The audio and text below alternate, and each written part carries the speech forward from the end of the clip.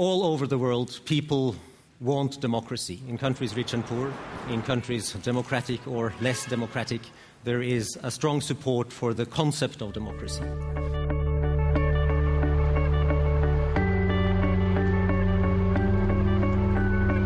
The International Institute for Democracy and Electoral Assistance supports democracy worldwide. The Swedish-based intergovernmental organisation has representatives from 25 member states and is dedicated to strengthening democratic institutions and processes at global, regional and country levels. International IDEA is an observer to the United Nations, and we work a lot with different parts of the UN family, bringing our expertise to the table to inform discussions and influence assistance programs of the United Nations. We're actually quite strong on our position that we don't want to define democracy, but we have sort of two basic principles that should underpin any democracy, and that is first and foremost popular control over decision making, and secondly equality among citizens in the exercise of that control. And based on those two principles, democracy can take many forms and needs to be rooted in the realities of any given country. International IDEA works in 4 areas: electoral processes, constitutional processes, political party systems, and the linkages between democracy and development. First of all, we generate comparative knowledge. The second way we do things is we seek to influence the policies and actions of development actors, of democracy assistance actors, and of countries in the way they strive to improve democracy. Much related to that, we do assist, thirdly, in the building of democracy, in reforming political systems, electoral laws, electoral management bodies, reviewing constitutions, etc. The main regions of operation for International IDEA are Asia, Latin America and Africa. Our work in Africa focuses a lot on the need to strengthen institutions. Africa has a lot of democracies that are fairly young and fairly weak and at times unstable, and strengthening institutions like electoral management bodies is a very important undertaking there.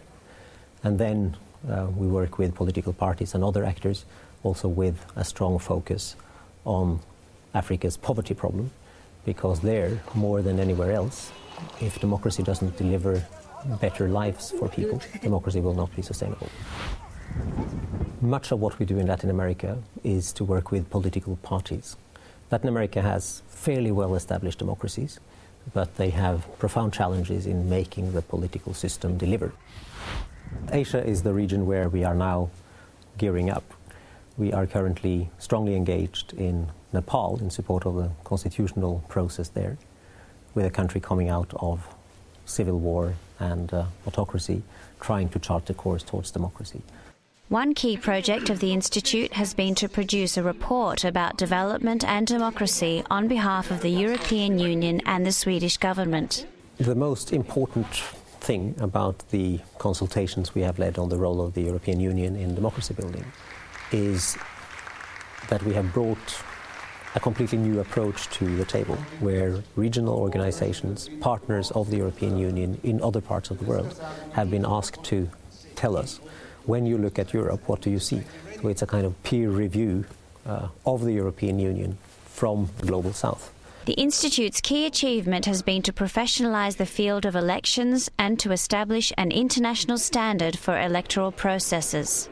We have observed that throughout the years, governments are obsessed with elections when they happen, but they're not so obsessed with the electoral process and what happens between elections. People feel frustrated and let down by democratic institutions, by political parties, by parliaments, by governments, because they don't see results in their daily lives.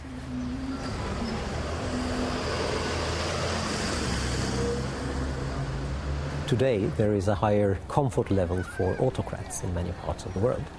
And I think that is because there are very successful alternatives to democracy out there, primarily China and other Asian tiger economies, that have done extremely well on the economic front, but that don't exercise democracy I think there is a profound need for a continued dialogue between regions and between regional organizations of the world on how democracy can be improved. Democracy and development is the topic this morning. We shouldn't shy away from realizing that there are big challenges out there in individual countries and in global trends.